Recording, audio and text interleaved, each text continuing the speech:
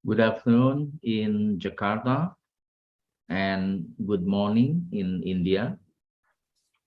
Welcome to Global Talk. Welcome to the Global Talk organized by the Center for Southeast Asian Studies, CSEAS. I believe we have 4 times different time zone, 4 hours. Today's topic is 3 years of abrogation of Article 370. Jammu and Kashmir is moving toward developments. My name is Setiawan from University of Muhammadiyah Jakarta, and a researcher of CSEAS will be a host, a moderator for today's events. Ladies and gentlemen, we have 5 speakers and 2 discussants. There are 3 from India. Welcome from India, distinguished speaker, and 2 from Indonesia coming join with us. And I believe all of distinguished speakers, respected speakers, will present current latest development with interesting perspective on Jammu and Kashmir. Ladies and gentlemen, the Indian government decided to remove Jammu and Kashmir special status and bring it under direct control of New Delhi on 5th of August 2019. So it's exactly 3 years ago. Jammu and Kashmir is also divided into 2 union territories, and Jammu and Kashmir and Ladakh. Today we will hear what the latest development and challenges after 3 years of Jammu and Kashmir under direction from central government. Please, I would like to greet from India, Lieutenant General Atta Hasnain. Welcome to the room. And Mr. Utpal Kaul, very much welcome to you. Join again. And Mr. Akhil Rashid also join with us from India. Welcome, Mr. Akhil Rashid. And also here is Peramala Anjaya, I think the familiar with CSEAS, and also Ratnawati Kusumanjaya will be discussion for today's event. Ladies and gentlemen, please, I would like to introduce first respected and honorables of speaker, Mr. Syed Atta Hasnain. I think if you look at your short bio, it's still long due to the long career and long contribution to the India, particularly involved in building Jammu and Kashmir. Through the most of his 40 years illustrious career, General Hasnain has served in turbulent environments and hotspots, from Sri Lanka to Siachen Glacier, from the northeast to Jammu and Kashmir, and in the UN operation from Mozambique to Rwanda. So he has seen in all crucial appointments. Lieutenant General Syed Atta Hasnain also served 7 tours in Jammu and Kashmir, decorated in almost all of them, and knows the Jammu and Kashmir conflict comprehensively. He commanded the Indian Army Srinagar base 15 Corps and is today one of the foremost writers and analysts on Jammu and Kashmir, Pakistan, Middle East, and transnational extremist violence. With a strong academic background from Sherwood College, Nainital, St. Stephen College, New Delhi, the Royal College of Defense Studies, King College, London. I was in London quite a long time, Pak Syed Atta Hasnain. And the Asia Pacific Center for Security Studies, Hawaii, he has seen the form on encouraging the adoption of U.S. initiated scholar warrior concept Indian Army. And he has spoken in Lee Kuan Yew School for Public Policy, Rajaratnam School for International Studies, and Indian Institute for Southeast Asian Studies, all in Singapore, and also in International Institute of Strategic Studies, London. On 13th of July 2018, the President of India appointed Lieutenant General Hasnain as Chancellor of the Central University of Kashmir, and General Hasnain has 6 decorations awarded by the President of India and 2 by Army Chief, and he superannuated from Indian Army in July 2013 after 40 years active service. Please welcome Lieutenant General Syed Atta Hasnain for almost 20 minutes. Thank you. Thank you very much, Satyavan Saab. Thank you so much for that honor which you have just done to me. Can we perhaps now remove the PowerPoint?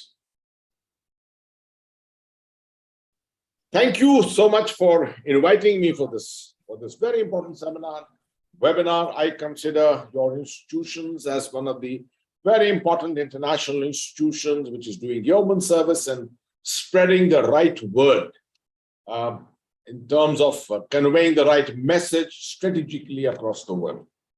So even as we speak, there are efforts going on elsewhere to counter exactly what we are going to be saying here, at least most of the Indian participants. And I start by giving my commitment and giving my support to the fact that Jammu and Kashmir remains a part of India. The whole of Jammu and Kashmir is a part of India. On the 5th of August, we took this decision to abrogate, or rather do away with the Article 370, and it followed on the 1st of October by publishing a map which showed the two union territories, Jammu and Kashmir separate and Ladakh separate. Both showed the entire territories of Jammu and Kashmir, which belonged to the Maharaja of Kashmir on the 26th of October 1947 as belonging to India. That is the final word as far as India is concerned. I may also like to add here, my perception, this decision came very, very late. It should have come in 1972 when the Shimla Accord was signed and the UN resolutions were made irrelevant. The Shimla Agreement became the significant document by which it was accepted that India and Pakistan would resolve the problem of Jammu and Kashmir peacefully and through mutual consultation. That was also the time when we had the strategic advantage, and we should have removed Article 370 at that time, because there was no reason not to there was no reason to have Article 370 and give special status to the state of Jammu and Kashmir. It was very much a part of the Indian Union.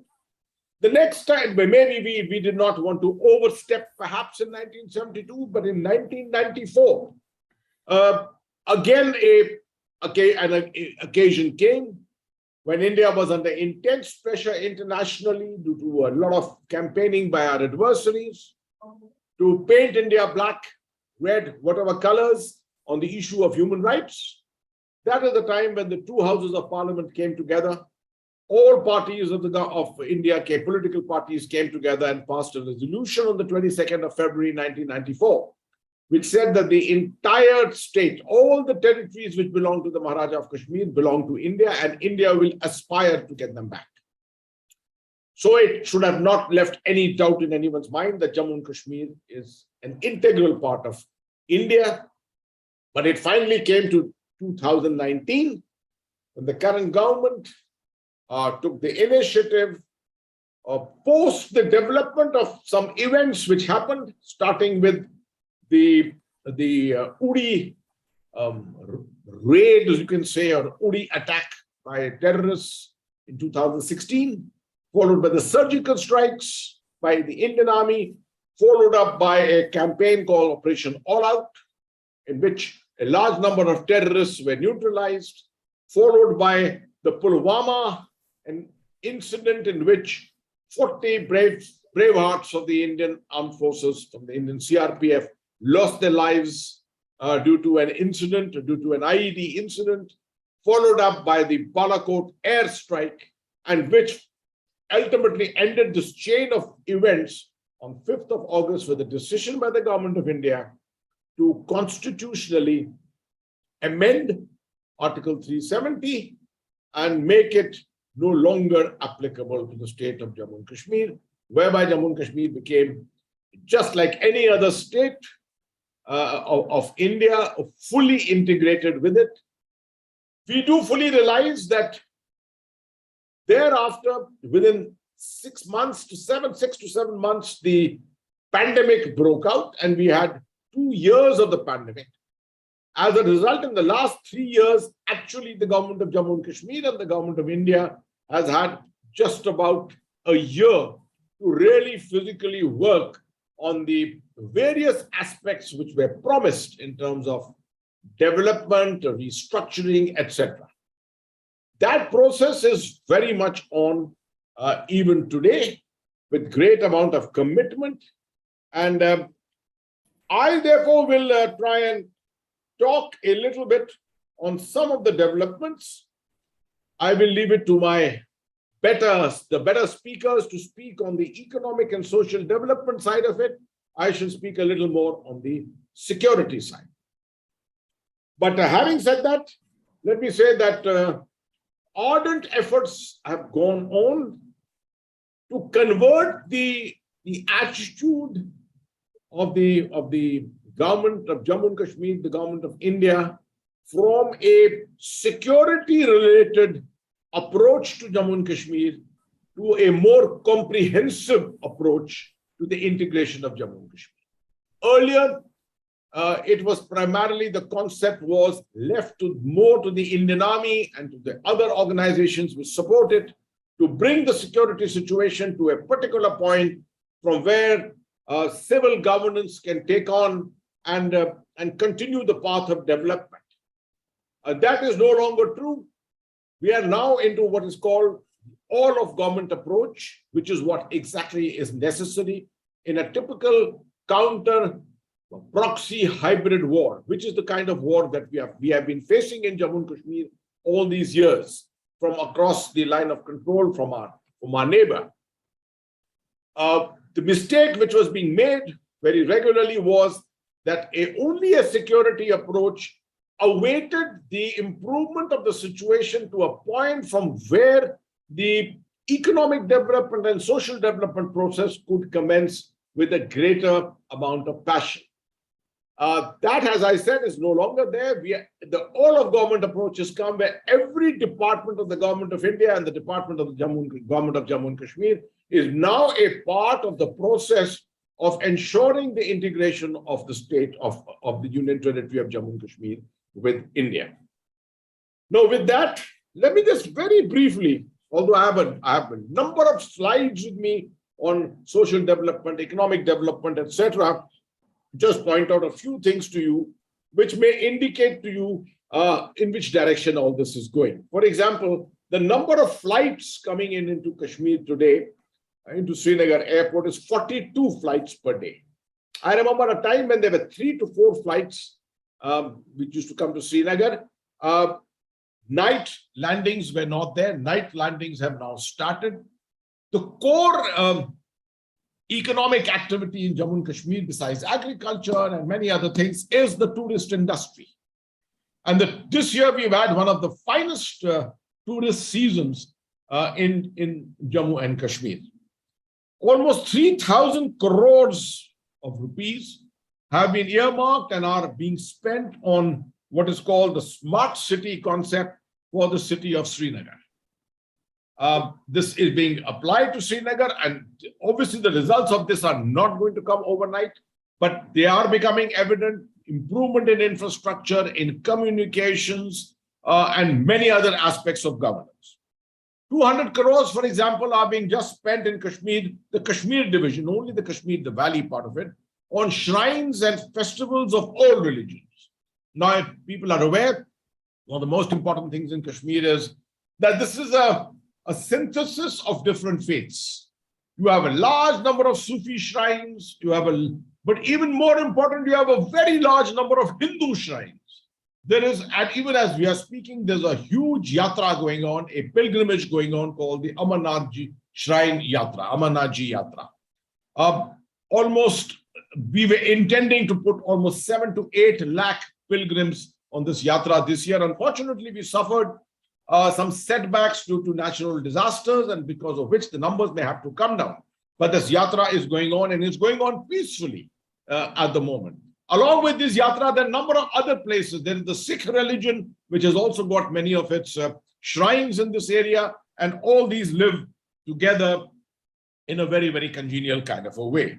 There's a memorandum of understanding with this very high-profile Lulu group, which is Dubai's, you are aware, the Dubai-based very large group, which has now come to both Uttar Pradesh, is just set up a mall in Lucknow, and is now doing the same in Srinagar, right?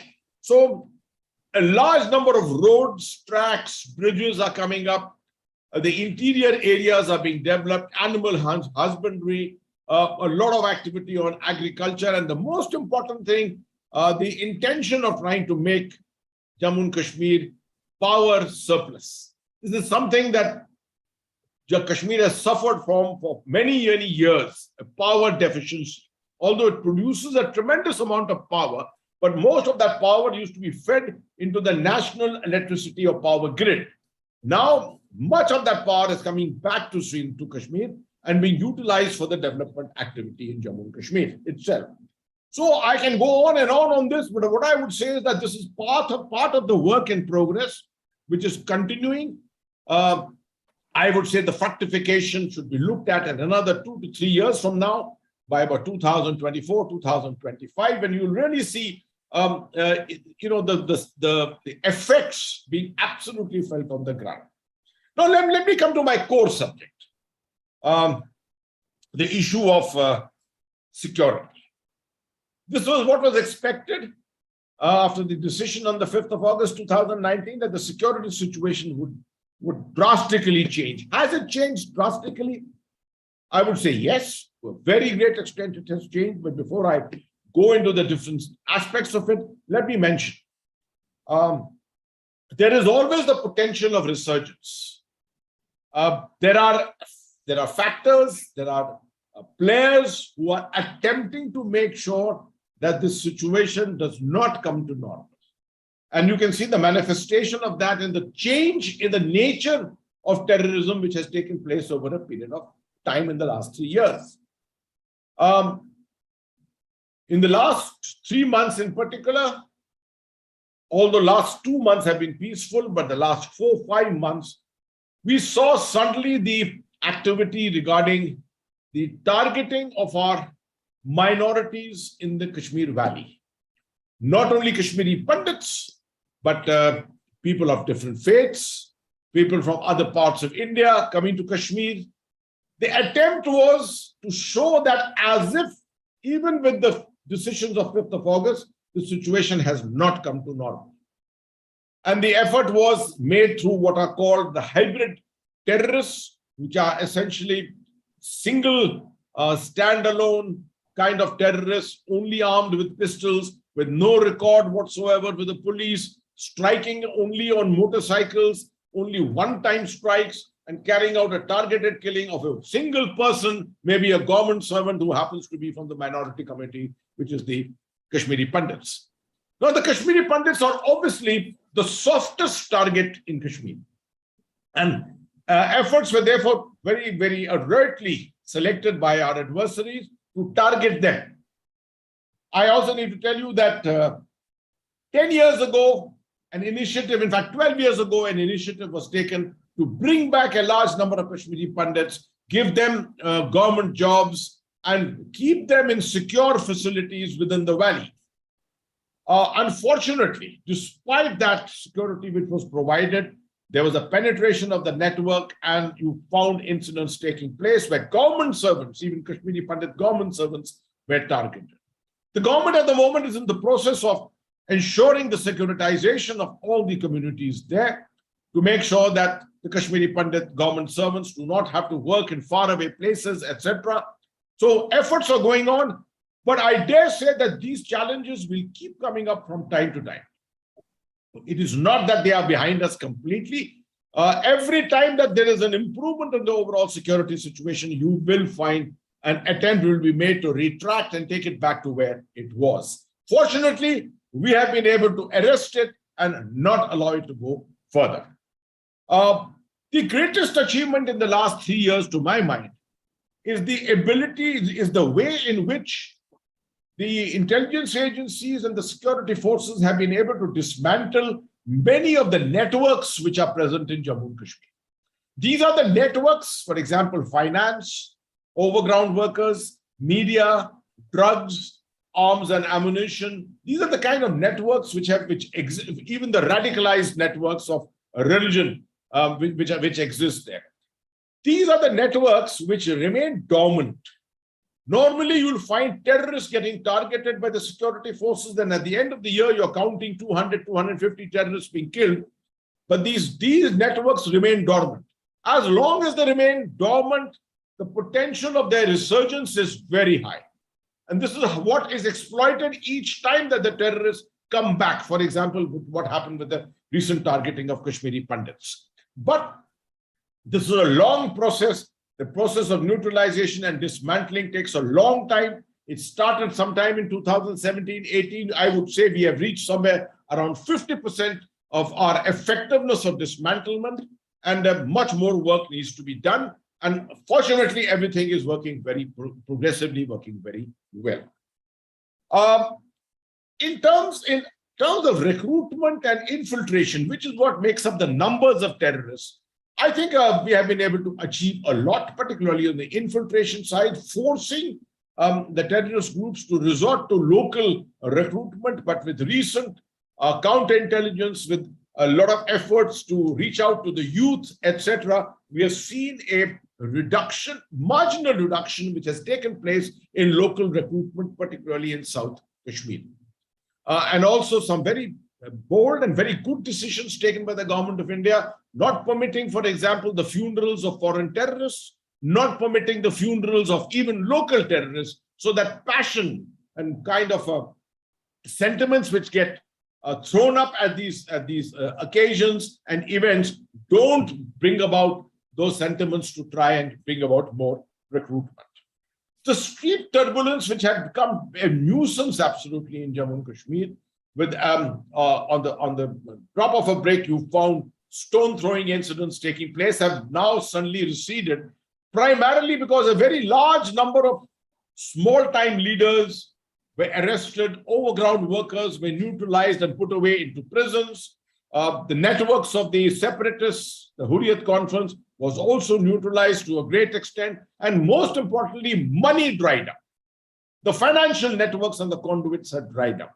As a result of which, you found, in fact, this is the biggest lesson for anyone in the world. If you want terrorism to be dismantled and neutralized at your doorstep, you have to ensure that the financial networks are neutralized well in time. Let me come to some other aspects besides security. There is the whole issue of politics. And without politics, you cannot make any progress. I'll speak for just 2 to 3 minutes more, nothing more than that. Politics is what makes a tremendous difference in bringing about a normalization of society. What has happened on the political front? Well, in true Indian tradition, we have gone about in the democratic process, maybe not in the election of a government. The government at the moment is under the rule of the lieutenant governor, being ruled from essentially from the center. But we have gone to grassroots level and conducted what are called the elections of the Panchayati Raj, which is at the lowest level. And a form of governance is coming about with empowerment of these panchayats, not complete yet. It's a work in progress, a beginning which has just been made. Much more needs to be done in this. There have been a lot of threats to the local the people who have joined this kind of politics at the grassroots level. So this is a tussle, a battle going on with the separatists all the time. The other last point, perhaps, which I want to speak about is that we can expect that after the delimitation which has happened and a restructuring of the constituencies which has happened, perhaps we should be looking at elections in the coming year to 2 years anytime. What it throws up, we do not know. But we've had a return to democracy, very early return to democracy way back in 1996, after the incidents of 1989. And this year again, this time again, I can anticipate that in 3, 4, or 5 years after the decision was taken on the 5th of August, there will be a return of democracy and there will be an elected government at the right place in the Union territory. And perhaps that will also bring about the fructification of the demand to return the Union territories to the status of being a state within the Union of India. The last part, there are competing narratives today itself. The Indian narrative against the Pakistani narrative is being played out in the world. A lot of efforts are going on the information front as far as Pakistan is concerned to try and do down and neutralize the positivity which is emerging in Kashmir after the 5th of August 2019. We need to redouble our efforts to ensure that the information side, the cognitive angle to this whole issue is taken stock of, and we convey the right message to the world that this Union territory of Jammu and Kashmir, which will become the state of Jammu and Kashmir once again, belongs to India, and there can be no change in that status. Thank you very much. Thank you very much indeed, Lieutenant General Atta Hasnain, who has explained clearly the situation in Jammu and Kashmir. In general, is peaceful, and a lot of effort has been done to dismantle all of the radicals, also to dismantle financial network, and also has a countermeasures, yeah, and also deal with the competing narrative. I think in general, there is quite progress in Jammu and Kashmir based on Lieutenant General Atta Hasnain explained. Let's move to the second speaker, Mr. Utpal Kaul. Allow me to introduce the second speaker, familiar face for us. Mr. Utpal Kaul is Coast International Coordinator for the Global Kashmir Pandit Diaspora, GKPD, is a scholar, writer, community activist, leader, and spokesperson of Kashmir Pandit community. He has been an active for more than 4 decades. He studied at the Kashmir University during his university days. He was elected as president of the Kashmir University Student Union. He has participated in national and international debates and seminars on Kashmir. Mr. Utpal Kaul has led many protests to get justice for his community. He met various presidents, prime ministers, and parliamentarians to apprise them on Kashmir situation. He has published more than 100 books on Kashmir, and he regularly participates in live television debates. Please welcome Mr. Utpal Kaul. Thank you very much. Very good afternoon from India, and greetings from India to people of Indonesia. And I am thankful to this great institution, Center for Southeast Asian Studies. And it is my third time that I am participating in our prestigious debates and webinars. And this topic is my topic. It is from my forefathers for our next generation. I am a Kashmiri, and Kashmiri for hundreds of years. My forefathers lived there, but unfortunately, at the moment, I am living as a refugee in Delhi. First of all, I have to thank all panelists and you also, and who regularly are joining and putting the right perspective and right narrative here. Lieutenant General Sayyid Ata Hussain is an encyclopedia. He is a general, but I think he is one of the eminent professors. There is hardly any subject he can talk whatever is under sun. And about Kashmir, I think there cannot be a better person and personalities who can understand, who has lived. And I may add here, because he may not say himself, that how much he has done for the society there. In rural areas, how much he has done the medical help and how much he has developed in education and schools and lot of facilities for the common man in rural areas and in border areas of Kashmir.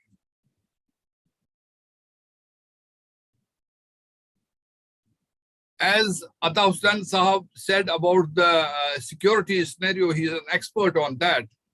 But let me tell you something inside politics of Kashmir. We had some leaders after independence, and when Jammu and Kashmir became part of India, they thought they will now become Sultan of Kashmir. They didn't understand the value of democracy. They didn't understand how big and how important is to be totally part of Indian nation, which has potential of great growth, great democracy, tolerance. And so this Article 370 and 35A came from the back door. It was not originally in the Constitution. It came from doing a lot of lobbying. And then it was made as something very, very sacred, as if it was sacred, so much sacred. And so our local politicians played politics on it so that they will get the government, they will even the elections using this directly and indirectly. On 5th of August, 2019, when it happened, believe me, I couldn't sleep whole night because I thought I am dreaming. How is it possible? Because all major political parties who played this as a part of politics, and finally Article 370 is gone with 35A. And you are all scholars of politics, and you understand what was the 35A also. It was totally discrimination with our own people who were from Pak-occupied Kashmir and who migrated to Indian side at that time, and they became without vote. They didn't have opportunity to job. They didn't have any opportunity for higher education. They were not able to vote for parliament. And all this discrimination is gone. I am proud citizen of Jammu and Kashmir, and simultaneously, first, I am proud of as an Indian citizen. And I was kept away from the development because there were apprehension by the people to invest in Jammu and Kashmir, whether they will get their investment back. And I tell you, the pace of development, even when it was COVID. Now I will start with the healthcare first. You know, COVID affected all over the world, and India being the biggest country, one of the largest countries, it also affected it very badly. But to cut it short, now Jammu and Kashmir is the model state. Jammu and Kashmir is the model state in COVID, that every single citizen is vaccinated. Even some separatists, some people started the negative narrative. No, vaccination will be bad for health. It will be bad for the males. Don't vaccinate. But it was such a nicely well programmed, the Lieutenant Governor and the Health Secretary did a lot of hard work to implement this healthcare system, particularly of COVID. Each and every village, you must have seen how they were going in the lakes, how they were going in the rivers, how they were going on the mountains to see every single person get vaccinated. And now the government of India and private health agencies is seeing the model of Jammu and Kashmir to implement in the rest of India. And it has become an example, and it will be in the textbooks. And so I am proud of Jammu and Kashmir, how they dealt with this COVID. As Ata Hussain Sahab said about the tourism, I am also directly and indirectly involved in tourism. I have published 10 books on tourism on Kashmir, and was one of the first books, Beautiful Valleys of Kashmir and Ladakh and Srinagar and its environs. We have about destinations in Kashmir and trekking and hiking and all that. And now, 2021 and 22 till now, 1 million tourists have come to Kashmir. As we have 42 flights, people are coming now in chartered buses. Now we have train up to Udhampur. So there is a lot of influx of tourists. And tourism is such a business. If tourism grows, it gives money to hotels, it gives money to transport, to houseboats, to boats. And this money is distributed from provision stores to taxi drivers. It goes to handicrafts. Kashmir has a great handicraft. So we have a good carpets, we have shawls, encyclopedia in Britannica and Amerigo. Kashmir's other name is shawl. So Kashmir shawl and Pashmina shawl and woolen shawls are throughout the world famous. So with tourism, this handicraft business will definitely grow, and it is growing. I may tell you that the influx of tourism was so much this time that it was very difficult in March and in June to get the hotels in Kashmir. And so then what happened? All houseboats, all hotels were booked.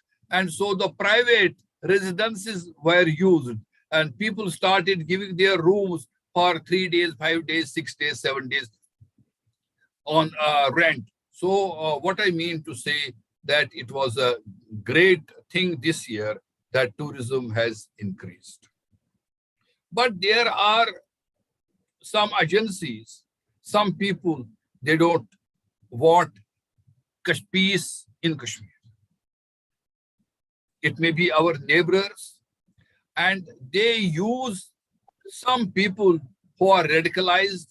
And so what Ata Hussain Saab said, that they use this is a new term now, hybrid terrorists.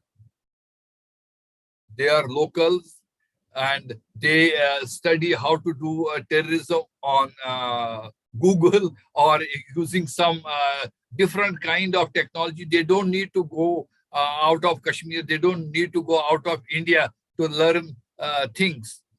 And so they targeted from my community.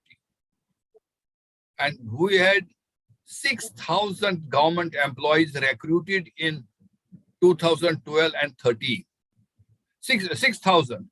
And originally, when we left Kashmir, we had nearly 15,000 employees in state government.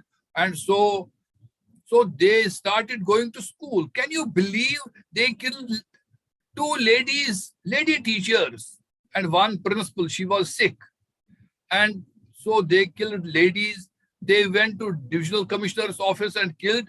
And the only what they wanted, that there should be a total disturbance, and it should come in the national and international news that Kashmir is not peaceful.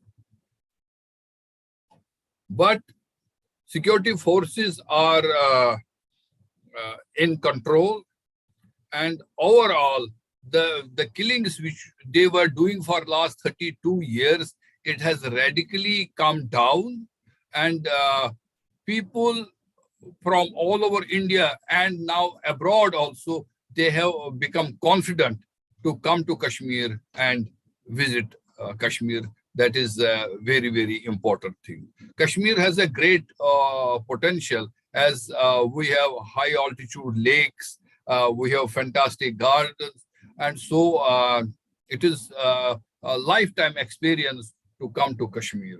So tourism is one industry which was almost totally damaged for last 30 years, and because every time there was something or the other, but now it has gone in a right way. Now, if I take the other thing, that is road construction, because when you have good roads, then infrastructure is good, connectivity is good. We have very active road minister in India, road and transport minister, cabinet minister, Mr. Nitin Gadkari. I met him personally, and I talked to him, and I said that I am passionate about Kashmir, what you are doing in Kashmir. And he told me, I promise you, within 3-4 years, Mr. Utpal, within 3-4 years, you will travel from Delhi, and in 9 to 10 hours, you will reach Srinagar. So the connectivity of 1,100 kilometers, you will do in, he was very confident it will be 7 to 8 hours. I said, I will be confident and I will be satisfied if it is even 10 hours. So the roads they are spending lot of money on roads. And now it is a national highway. Now national highway increase in last 3 years is 420 kilometers. In Jammu and Kashmir, 420 kilometers is the national highway. And if we see the state highways, and if we see now the other going to the districts and villages, it has gone to 20 kilometers per day.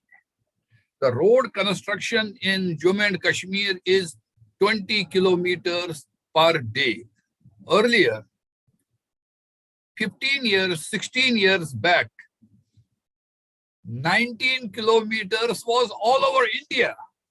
19 kilometers metal road was the average all over India. Now see how much importance is given to Jammu and Kashmir, that now we have 19 to 20 kilometers roads, in state highways and going to different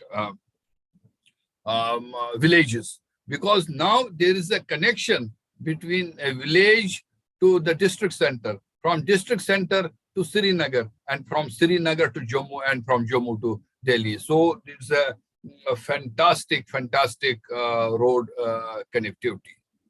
Ata Hussain Saab said one more very important thing. Unfortunately, our politicians didn't allow this panchayat elections, because you must be knowing the panchayat election is a basic election in the villages. So in 5 villages, there's a one panchayat and there's a one head of the panchayat, and 5 say some representing 15 to 20,000 people, and they can look for their own development for the primary school, from the primary health care, for the roads and small bridges and culverts and cleaning. They can, but no, these our own politicians wanted that all fund to come to center, and they will use it the way they like. But this, we are thankful to central government. They gave power to the village level, and now we have panchayat elections. And there are people, they were threatening them, we will kill you, you don't contest the election. And next is BDO. Now we have DDA, district level elections. Now first the panchayat, then is the district level. Now nobody has to look for the center at the Srinagar and Jammu. But there can be a district in Kupwara, in Anantnag, in Baramulla, in Badgam.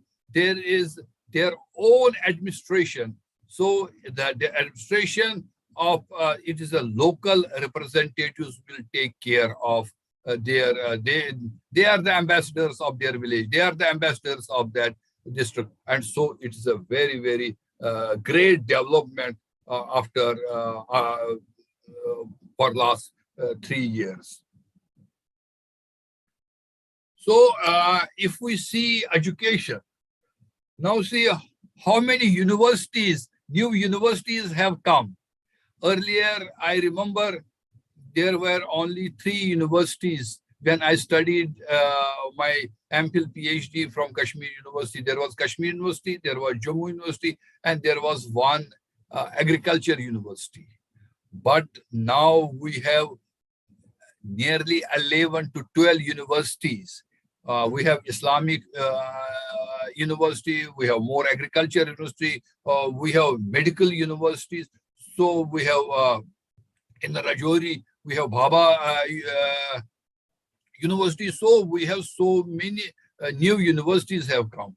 And earlier we had only 9 All India Institute of Medical Sciences. Like we have All India Medical Institute in Delhi, New Delhi. And so we had only 9.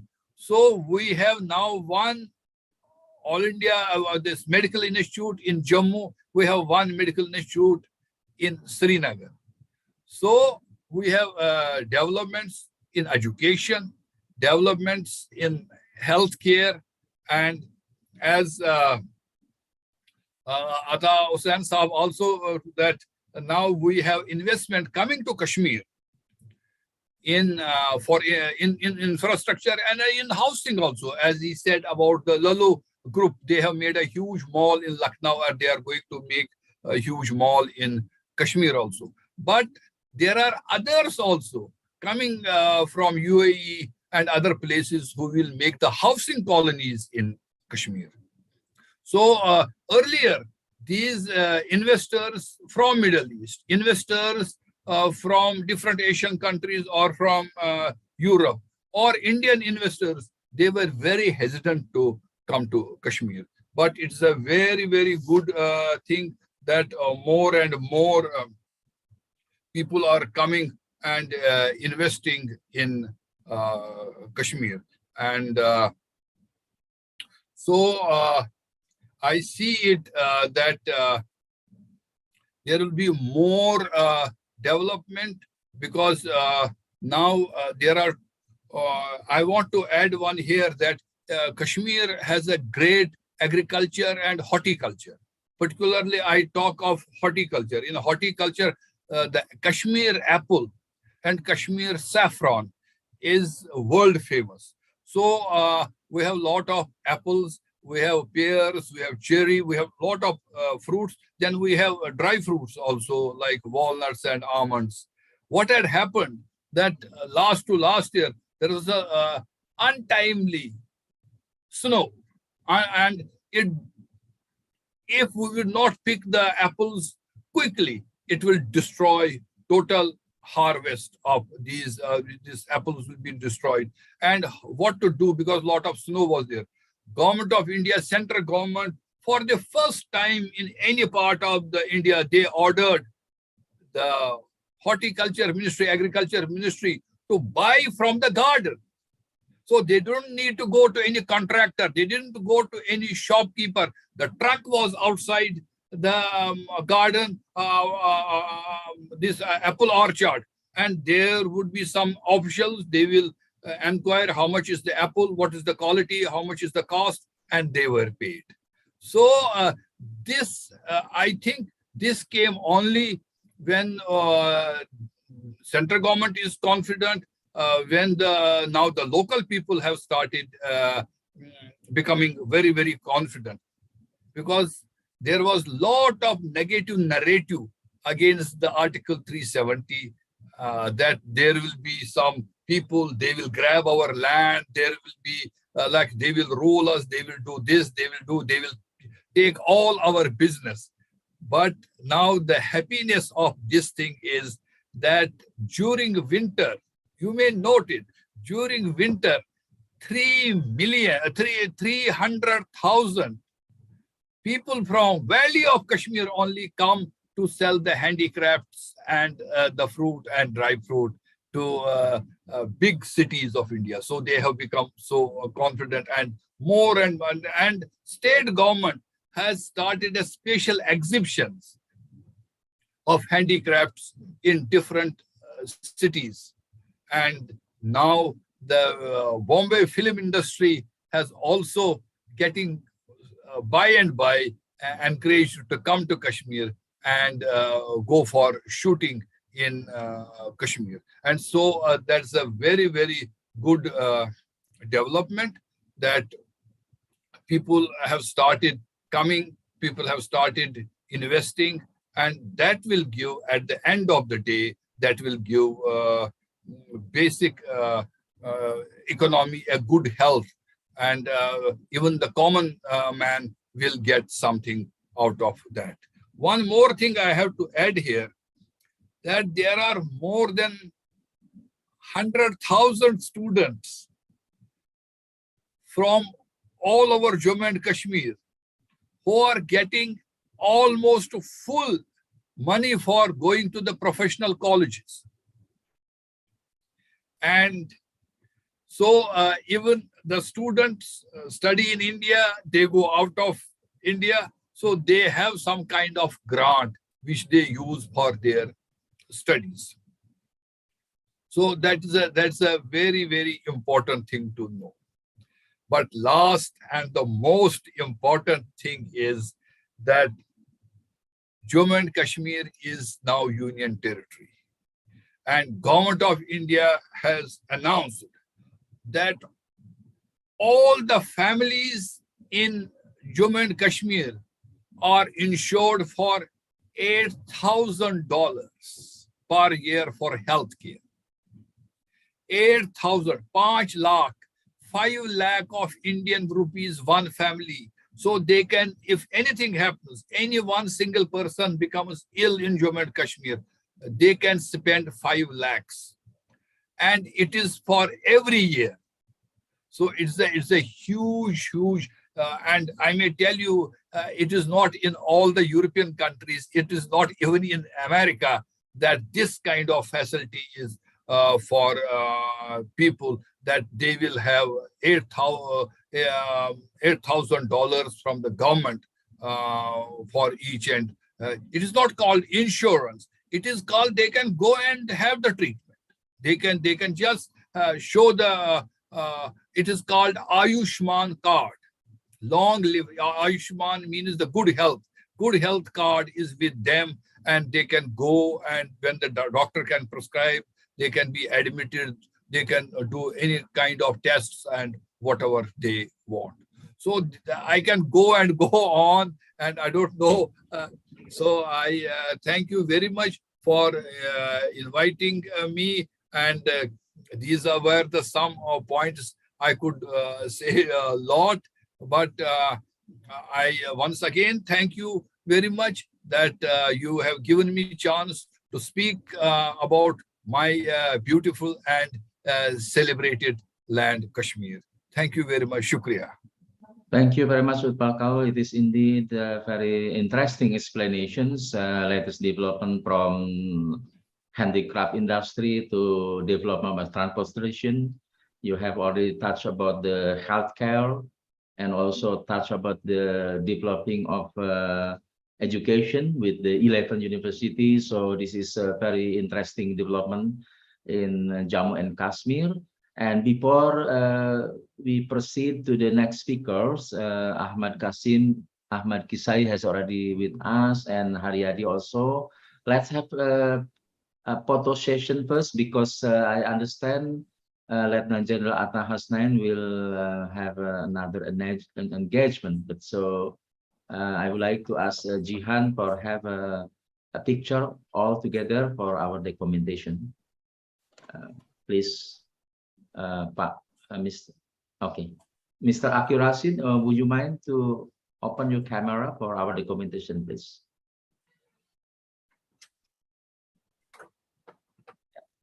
Thank you.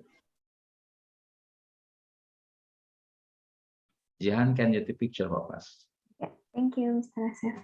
1, 2, 3. Hold on, Pak Utpal Kaul, would you mind to open the camera? Yes, please. Oh, sorry. Oops. One more, please. Oh, just this. Okay. 1, 2, 3. Okay.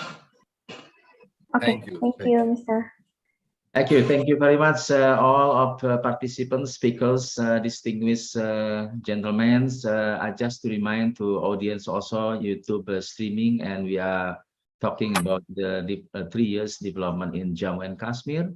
And we have 3 speakers from India, 2 speakers from Indonesia, and we are moving to Ahmad Kisai from Indonesia. After that, please Akhil Rashid to have a presentation. Let me introduce a short biography of Ahmad Kisai. He was born in Blitar, East Java of Indonesia. He held a PhD in political science from Aligarh Muslim University in India. His academic interests are on civil society and democracy, Islam and identity politics, international relations, Indian politics and economy, sustainable development and governments. And apart from being an assistant professor in Paramadina Graduate School of Diplomacy in Universitas Paramadina, he worked as a program director until May 2020 at an Indonesian government organization, the Partnership for Governance Reform. He was responsible to oversee and manage programs related to security and justice issues, anti-corruption and integrity, asset recovery, post-conflict rebuilding process, political party reform, civil society and democracy consolidation, community empowerment, and SDGs. And his latest publication is on sustainable development goals and challenge of policy reform on asset recovery in Indonesia. Please welcome Pak Ahmad Kisai for around 20 minutes presentation.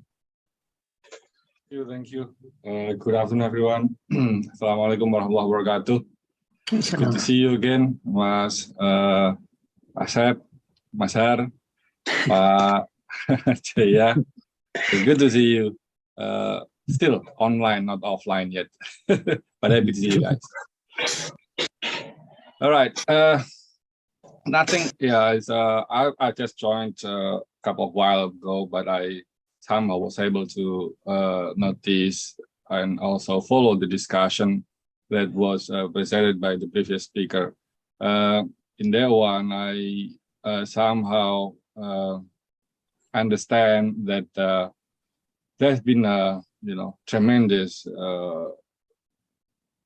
improvement, so-called, or a situation which is so much different from what has been described or been portrayed way back when I was in India, back in between 1996 and 2006 about Kashmir, Jammu and Kashmir, the state of Jammu and Kashmir, or Kashmir itself. So it was quite interesting development. As an academician, here I would like to also respond to those issues, and again I'll try to describe things that I understand, I found out throughout my research, and how I look at the situation on the ground. So allow me to present one slide to just guide us in this discussion. Yeah, I hope it's already there, hopefully. Can you, everyone, see? All right, yep. I'll start by, I know that the objectives of this webinar is to provide a better understanding on what is going on actually in Jammu, in the state of Jammu and Kashmir, especially, or in the Union Territory of Jammu and Kashmir, as we know right now, because we understand that many informations are spreading around. As we understand, mis and disinformation are very much the challenge that we are having at this point of time. So with that, I think it is also important to look back a little bit, just step back, and why and how these things are happening. So I will bring this into a perspective of political economic analysis using the perspective of driver's change model. In this approach, we will see actually the three factors that affect that affects the political economic situation in a state situation. It is the agent, who is who, be it individuals, be it political parties, be it any elements within that certain context. And then the second one is the structural factors or features. It relates to history, natural resources, whatever it relates to what is there. That comes with the nature, which comes with the condition or geographical situation, as well as other factors that also coming or say impacting the interaction between actors there. And the last point is about the institutions. Institutions relates to how actually the rules of the rule of the games actually being played, how it affects the behavior of the agents or the actors, or also how this all factors, the structure, the structural institutions and agents actually intertwine, connect, affect each other. So in this perspective, the drivers of change approach will bring us into say a situation where we will be able to understand what is going on and how things are happening, and what actually will be happening, or how will this situation can be sustained. As we understood from this perspective, then we can look at the situation just say before 2019, where the state of Jammu and Kashmir has its special status as autonomous status, with all its authority to rule its territory. With that, actually, throughout from 1947 until 2019, there are dynamics which is very much going on in there. This we can see as the rule of the game of the state of Jammu and Kashmir at the time. We see how actually the actors, the agents, and also the structure factors affecting the situation back then. We understand how the situation of, say, the poor development which impacted Jammu and Kashmir at the time. The challenges, I think the previous speaker also mentioned about the education situation at the time, I mean, opportunities for economy. It's very much difficult because of the rule of the game which is applied at a time.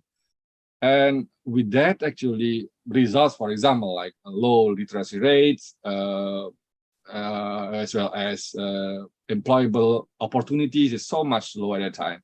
So we can see that the change in 2019 actually affected the way the situation in Kashmir. If you look at the situation back in 2019, we see, if you look at back to this drivers of change model, then we can see who are the agents there. We can see individuals who wanted the change, the local population, the local communities. Also, we can see the political parties which is in power in India, the supporters of the parties like the Bahujan Samaj Party, for example, or the Biju Janata Dal Party, who actually supported the agenda of the ruling party at the time. So these actors actually, providing the basis of change that was there in the state of Jammu and Kashmir back in 2019. The structural features, which is very much, impacting the drives or drove the situation into shift of rule of the games at the time was like, as I mentioned earlier, that low literacy rate, for example, poor rights of women, for example, because like in the ruling in that original, or say in the regulation before that applied until 2019, that women, Kashmiri women, cannot actually inherit the lands if she is married to others, non-Kashmir. So I think that it is a very detrimental to women's rights at the time, at the situation. So this kind of structural features, also the need for improving the economic situation in Kashmir, in the state of Jammu and Kashmir, also become a very important issue as data that I found. The per capita net state domestic product between those years was estimated about 9.63% in Jammu and Kashmir, against 12.9%, or say 11.6% in different states like Andhra Pradesh, Kerala, West Bengal, or even Gujarat, for example. So this situation actually impacting the way the situation in 2019. And if we look at the institution, the rule of the governing, the behavior of agents, there was an opportunity in the parliamentary setup to change the situation, to change the way it was designed for the state of Jammu and Kashmir. On the influence of structural factors, the rule of governing behaviors of agents actually allows the replacement, the abrogation of the Article 370 that actually impacting negatively to the situation in Kashmir at the time. So with all the mechanism, even though India is, as I understood, is a federal state, but it's so unitary where authority of the president is so much there in any situation that actually impacting the security of the states. So with that kind of approach, the change happened in Kashmir. With that change, actually, the abrogation of Article 370 impacted so much to the Jammu and Kashmir in a way that, especially on the structural features, the economic and social structures which is there, the conditions of the population which is there in the Kashmir. It's already mentioned that after that change of ruling in Jammu and Kashmir, the state of Jammu and Kashmir, it was no longer a state as a full state. It is a union territory of Jammu and Kashmir, and also union territory of Ladakh. in that way, the impediment, impediments that affecting the poor growth in Kashmir, especially the Article 370, actually was shifted, that the state government can, have more access, more opportunities to really improve the situation. As I think recently, Finance Minister Nirmala Sitaram mentioned in Parliament debate that after the abrogation of the Article 370, actually Kashmir became the Union Territory of Jammu and Kashmir. Faced a lot of positive, result or positive situation. For example, with the absence of the autonomy, very special autonomy for the state of Jammu and Kashmir, I saw that 890 central laws become applicable to Union Territory of Jammu and Kashmir. The state's laws were removed. For example, around 250 state laws were removed, or also 130 state laws were also modified, just to make sure that the economic situation in Kashmir is improved. Other situations, like it provided, with that abrogation, actually, it provided an opportunity for those who've been denied their rights, especially women, for example, to get their rights to have, to own the lands that they rightfully have, without any worries, without any feeling that they will lose that rights because they marry non-Kashmir, for example. It's also restored the rights of other communities like the Falkis, the people who be displaced from Jammu, from the Jammu and Kashmir, Pakistan occupied areas, the right to vote, permanent residence. Also, for other Indians who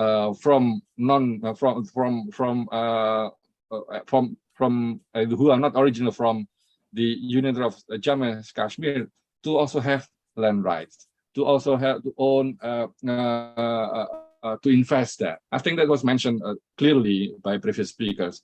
I don't need to repeat on those things. But one thing that I would like to note on this one is the fact that with this change of landscape, politically, economically, there's also something that we should be careful of.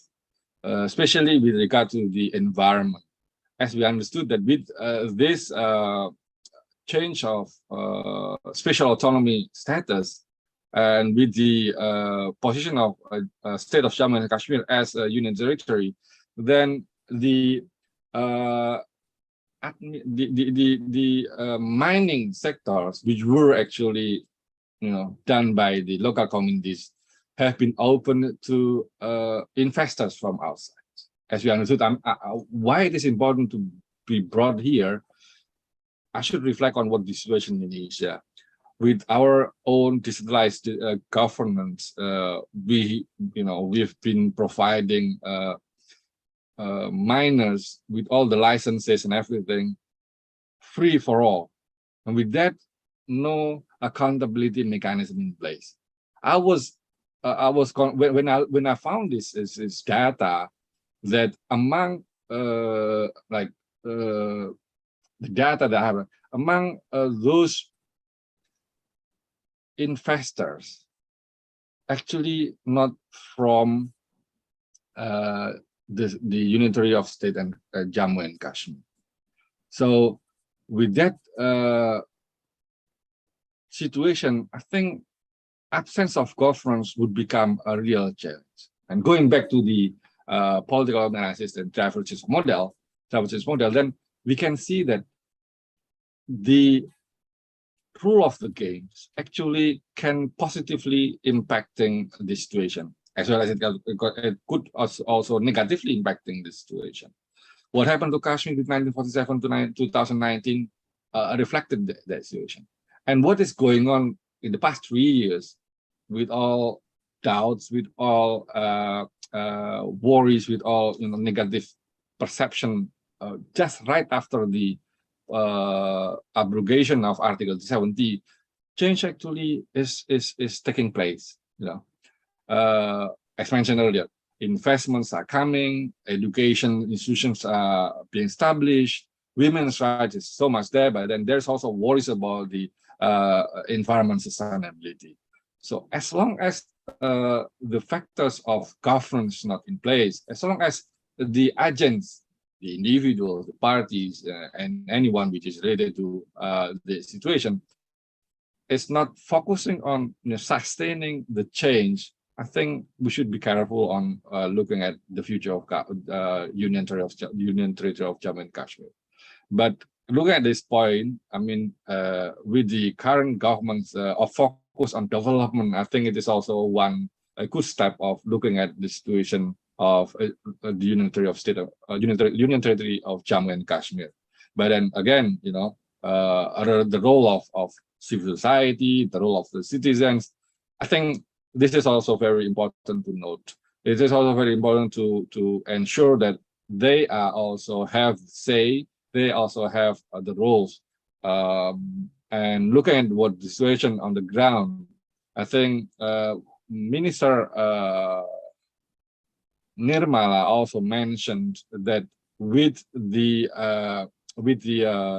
change of status in the Jammu and Kashmir as Union Territory, where the full scales of Indian constitutions apply in Jammu and Kashmir, the Panchayati Raj also started to evolve in the way that they are in India. This is the third layer of democratic process. So with that, I believe in the long term, if we can sustain, if these three factors, these structural factors, institutions, and agents actually can, really positively intertwine, positively affecting each other, so we'll see a good result. Hopefully, one day I could go to Kashmir. It's now fortunate that for 10 years there, I wasn't able to go there because of the situation and everything. But then hopefully, let's see in the future. Thank you, Kang Asep. I think that's all from me. It is something that of consideration for all of us to look at the situation in Jammu and Kashmir as of now. Thank you. Thank you very much, Mr. Ahmad Kisai. My understanding, Mr. Ahmad Kisai has been tried to explaining modeling, which empirically has been described by Mr. Utpal Kaul and Lieutenant General Atta Hasnain, that the changings has been in moving forwards from agents, as explained in Atta Hasnain, has in terms of security and structural changes has been explained by Utpal Kaul in Jammu and Kashmir, and due to 730 changing when the governments directly from New Delhi to govern the Jammu and Kashmir. Thank you very much again, Ahmad Kisai. We will have another speaker, just to remind to the audience and ladies and gentlemen who follow us from the YouTube streaming, that we have already about 1 hour and 15 minutes. And then welcome to Mr. Akhil Rashid again from India. Let's have a short information on you, Mr. Akhil Rashid, who is in charge of publication department of Jammu and Kashmir Institute. Holds a bachelor degree in journalism and mass communication from University of Kashmir, and he has done master in international relations at the Islamic University of Science and Technology, Awantipora. Mr. Akhil Rashid has been news editor at Kashmir Images newspaper since 2018 and overseeing the People's News contents. Besides, he has been reporting and writing columns, focusing primarily on education, politics, and economics for various local newspapers in Jammu and Kashmir for 4 years. and he has also participated in Global Campus Program of Tokyo University of Foreign Studies in 2017. Of course, this is before COVID-19, and 2018. Areas of expertise: international relations, European Union globalization, Bosnia and Herzegovina ethnic conflicts. Based on Mr. Akhil Rashid is similar to me and involved in mass media and journalism. Thank you very much. Please welcome Mr. Akhil Rashid for maximum 20 minutes. Thank you, Mr. Asif. And hello, everyone. Thank you for having me. And as you already know that my name is Akhil Rashid, and I'm going to be speaking about developmental strides following the abrogation of Article 370. And before I begin, I would like to thank my senior fellow speakers who have conveyed their message with sincerity and openness. And it makes me more confident to do the same. So I will begin by saying this, that a lot of things have been said already by Mr. Ratnawati and Mr. Utpal Kaul and others. So it has been now 3 years since August 5, 2019, when Narendra Modi led National Democratic Alliance NDA government at the center revoked Article 370 and 35A. The immediate results were adoption and application of the Indian Constitution and all the 890 crucial central laws in Jammu and Kashmir, including progressive laws such as Scheduled Caste and Scheduled Tribes Act 1954, the Whistleblowers Protection Act 2014, the National Commission for Safai Karamcharis Act 1993, the Scheduled Tribes and Other Traditional Forest Dwellers Act 2007. And the National Commission for Minorities Act and the Rights of Children to Free and Compulsory Education Act 2009. And on top of this, the facts and figures are stark enough to reveal that situation on all fronts, political, economic, and security in the valley is better than ever in its history. And less violence and more progress is what continues to be a hopeful sign for the Union Territory's future. And post the amendment, Jammu and Kashmir witnessed its first ever block development polls in October 2019 and witnessed an impressive voter turnout of 98.3%. In the process, chairpersons of BDCs for 310 blocks and 1,092 candidates were in the fray. And at the end of the 2020, the District Development Council elections concluded with 278 results declared out of 280 in 20 districts of J&K Union Territory, for which elections were conducted in 8 phases.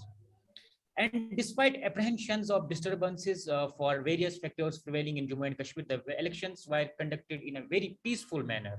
And the credit, of course, goes to the civil administration and security forces who made this democratic exercise a success. I will, since I belong to a young generation of Jammu and Kashmir, so I will be more focusing on the youth initiatives that are being taken by the Indian government to benefit youth and boost supports infrastructure in the Union Territory. So last year, Winter Games were held, International Winter Games were held at world famous tourist resort Gulmarg. And the government of India has been very determined to build optimum support infrastructure in the UT that got reflected in this event, in the Khelo India event that was held in the Gulmarg resort, tourist resort. And now coming to the infrastructure development, supports infrastructure development, rupees 200 crore under the Prime Minister's development package has been sectioned for upgradation of supports infrastructure and encouragement of this for the encouragement of budding talent in the supports field. And another rupees 30 crores have been sectioned by the government for boosting supports infrastructure, training facilities, and providing professional coaches to hone the local talent. And for the promotion of the grassroots level supports activities, elected representatives of panchayats have been roped in, and all the panchayats have been provided with supports kits worth rupees to 20,000 each during the Back to Village program as per the local requirements. Coming to the infrastructure initiatives, Prime Minister Narendra Modi earlier this year fixed a price deadline ranging between mid 2021 and 2025 for the 272-kilometer long Udhampur Srinagar Baramulla railway line in J&K. The mega project worth rupees 28,000 crore will join the Kashmir Valley with the rest of the country. Recently, the Lieutenant Governor of Jammu and Kashmir, Manoj Sinha, inaugurated a 500-bedded COVID facility that was set up by the Defense Research and Development Organization in Srinagar. So after this 500-bedded COVID facility, another 500-bedded COVID facility was also inaugurated in Jammu. And these facilities house all the requisite modern facilities to tackle the COVID, this pandemic threat. The hospitals are fully air conditioned and have the capacity for 125 ICU beds each. Now moving towards the achievements with regard to the Union Territory of Jammu and Kashmir. Jammu and Kashmir has performed very well in the NITI Aayog's Sustainable Development Goal India Index 2020 and 2021 that was released by the National Institution for Transforming India, the NITI Aayog. So in goal number 2, that's zero hunger, which has 7 indicators like percentage of beneficiaries covered under the National Food Security Act and percentage of children under 5 years who are underweight. And J&K has scored 71 points and has been rated as front runner. The J&K has also secured 70 points and has been rated as front runner in goal number 3. That's good health and well-being, under which there are 9 indicators like maternal mortality rate. As far as clean water and sanitation is concerned, J&K has secured 88 points and has been categorized as front runner here also. So I would just conclude that the government of India has started a development spree of late to facilitate the change in Jammu and Kashmir, which while much has been done, but much remains to be done yet. So the period since August 5, 2019 has made it also clear that people in Jammu Kashmir are attracted to benefits and welfare measures of the government. Thank you so much. Thank you very much, Mr. Akhil Rashid, for excellent presentation and short. But just to highlight that Indian central government has a prime role to develop of Jammu and Kashmir, and legal requirement has been established. And for example, the significance of connecting the long way railway to Kashmir. Thank you very much again, Mr. Akhil. The last speaker, our senior researcher, Peramala Anjaya, please have some short of information to explain to the audience. Peramala Anjaya is a senior journalist and writer from Indonesia. He is currently working as a senior research fellow at Jakarta-based Center for Southeast Asian Studies, CSEAS think tank. He has been working for Indonesia prestigious English daily, the Jakarta Post, for over 25 years. As the foreign desk editor of the Post, Anjaya wrote numerous articles on international affairs, including South China Sea conflict. During the last 3 decades, he has appeared as speaker in several international seminars, workshops, and webinars in countries like Indonesia, India, Vietnam, Philippines, South Korea, Sweden, Malaysia, France, Belgium, Italy, Kazakhstan, and Azerbaijan. Anjaya was born in 1961 in India, where he obtains Master of MPhil's degree from School of International Studies, Jawaharlal Nehru University, New Delhi, and master degree in history from University of Madras, Chennai. After moving to Indonesia in 1991, he earned a diploma in Indonesian language from University of Indonesia, Depok. He speaks fluent Telugu, English, Hindi, and of course, Bahasa Indonesia. Thank you very much. Please welcome Bapak Feramalah Anjaya for presentation. Thank you. Would you mind to unmute first, please? That's the microphone.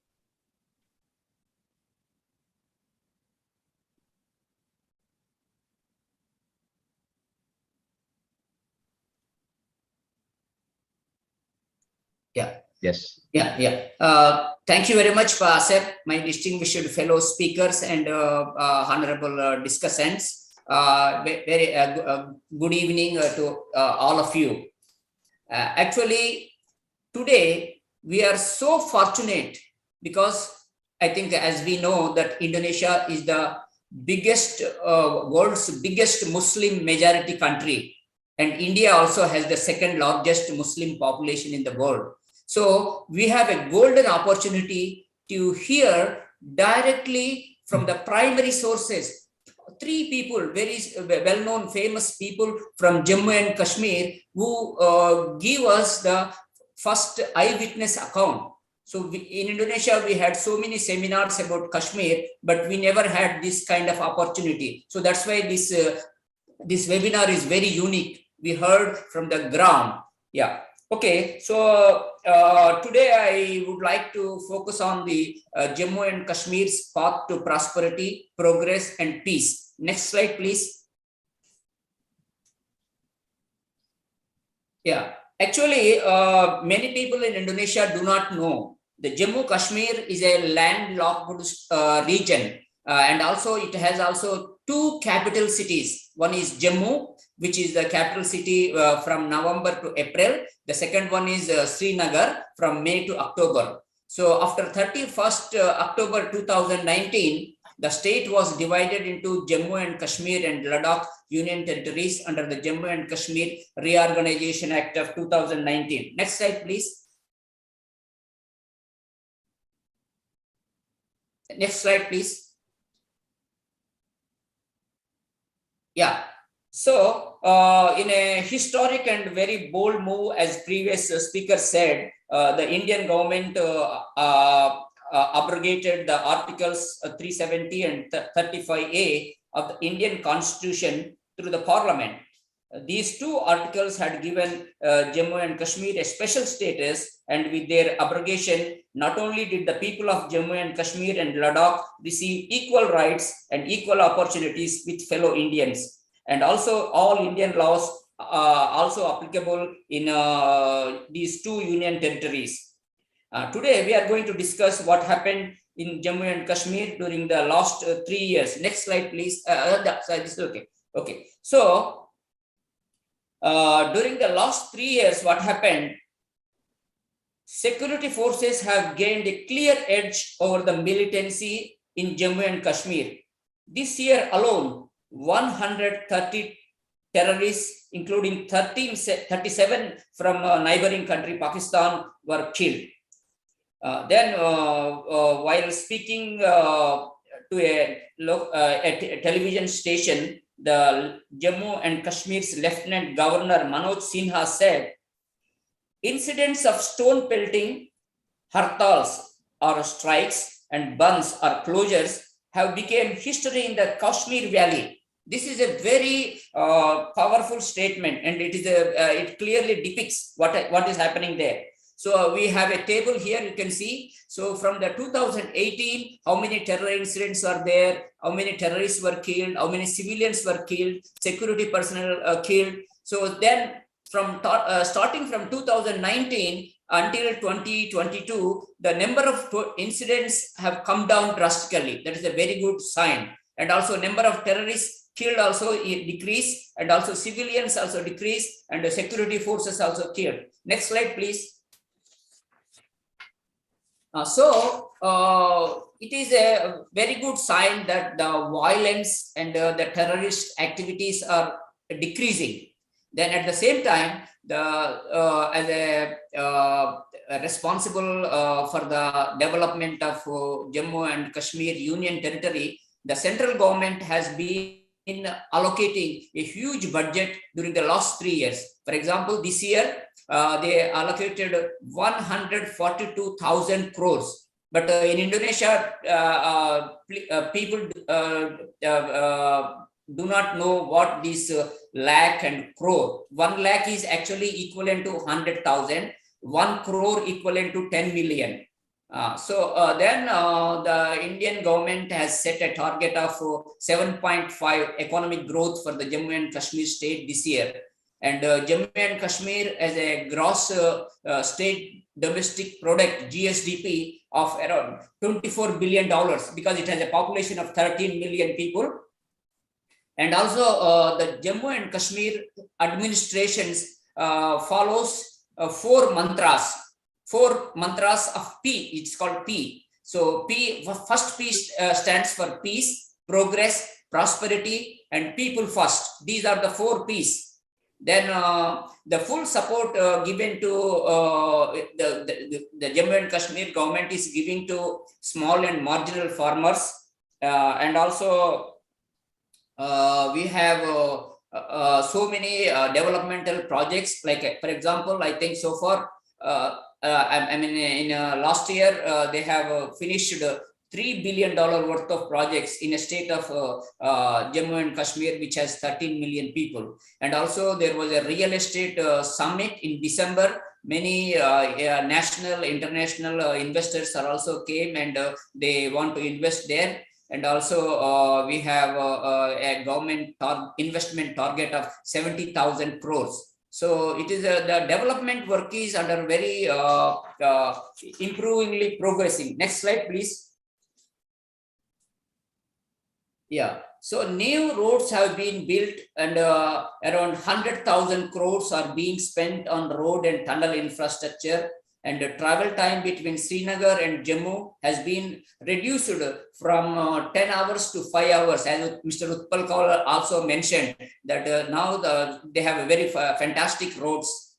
Then also we have the tourism industry is a huge potential because which provides jobs for many people. And Mr. Atta Hussain also said that there are some 45 flights from India, but now recently they started a foreign flight route that is between Srinagar and Sharjah, United Arab Emirates.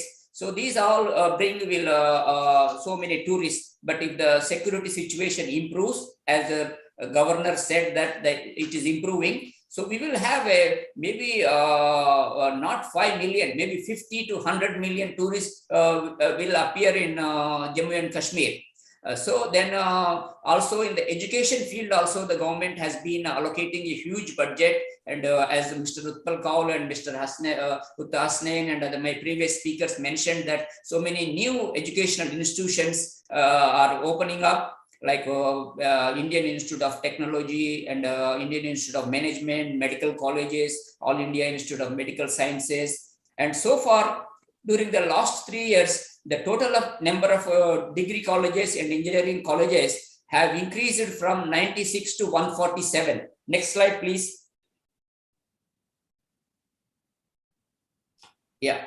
So this is about the demography of the Jammu and Kashmir. Actually, Jammu, mostly the Hindus live there, and Kashmir is a majority of the people are Muslims. Overall, Jammu and Kashmir is a Muslim majority territory, like something like 68% in the 13 million people.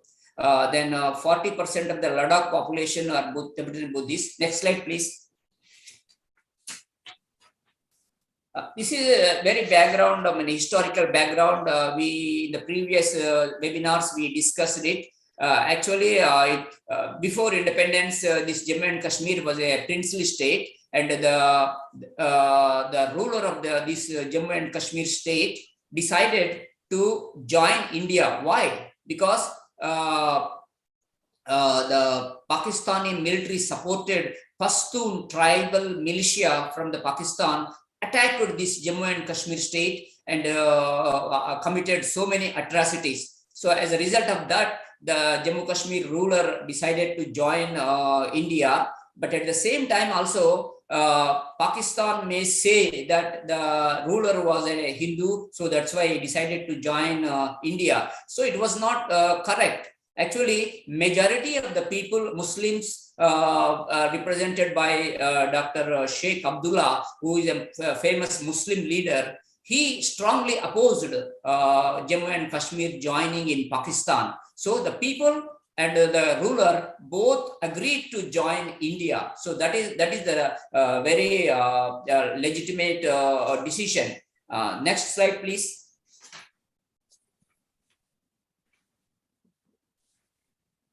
Next slide, please.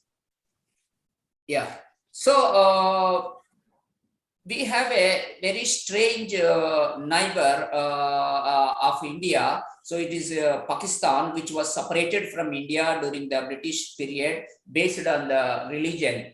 So it doesn't have any legal right or people support in Jammu and Kashmir. Then it wanted to occupy this territory by military force. It failed, and also after 1947, it fought 3 major wars with India to gain this territory, but it all failed.